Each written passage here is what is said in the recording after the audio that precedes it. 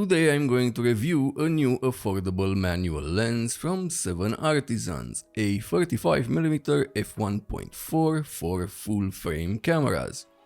Hello everyone, my name is Andrei Dima, I'm a professional travel photographer and I love reviewing lenses, so for more lens reviews, subscribe.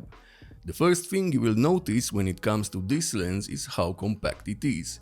Not a pancake lens, but very compact for a 35mm f1.4 full-frame lens. This lens and a compact camera can make a nice street photography combo.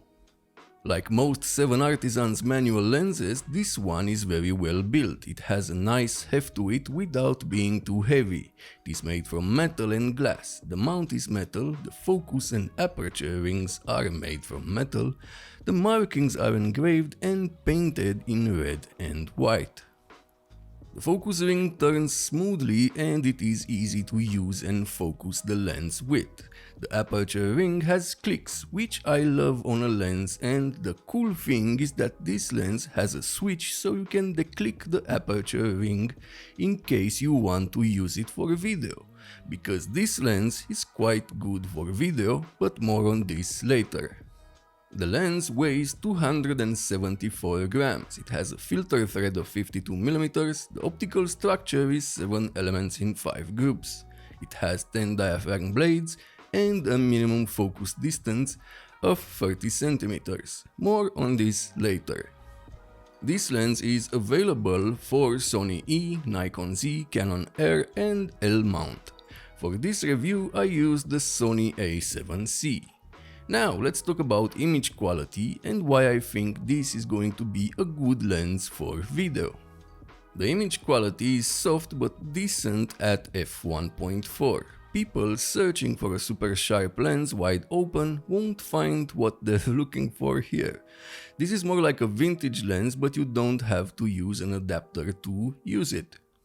The corners at f1.4 are soft and they are dark from vignetting. To get better contrast and sharpness in the center, you need to stop down to f2.8. A typical performance from a lens like this.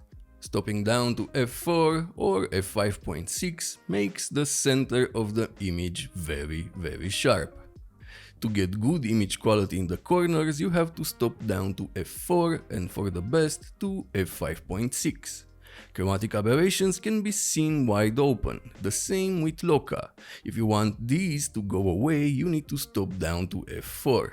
The characteristics of this lens make it a nice budget option for video makers. Being an f1.4 lens lets in a lot of light and can give you some nice out of focus backgrounds.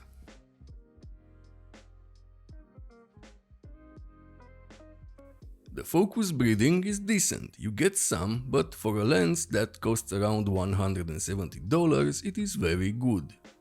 Image quality at minimum focus distance is very soft at f1.4. Too bad because this lens has a good minimum focus distance of 30 cm.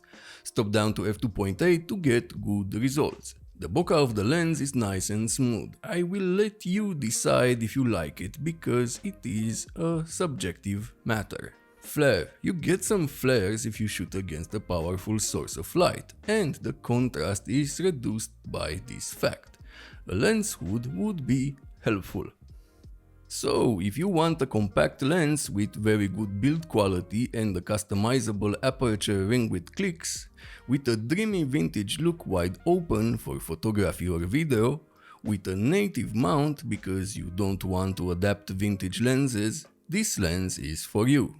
If this video was helpful, like, subscribe and use the links in the description to support the channel. And if you are looking for more lens and camera reviews, check out my older videos. Thank you for watching, see you next time.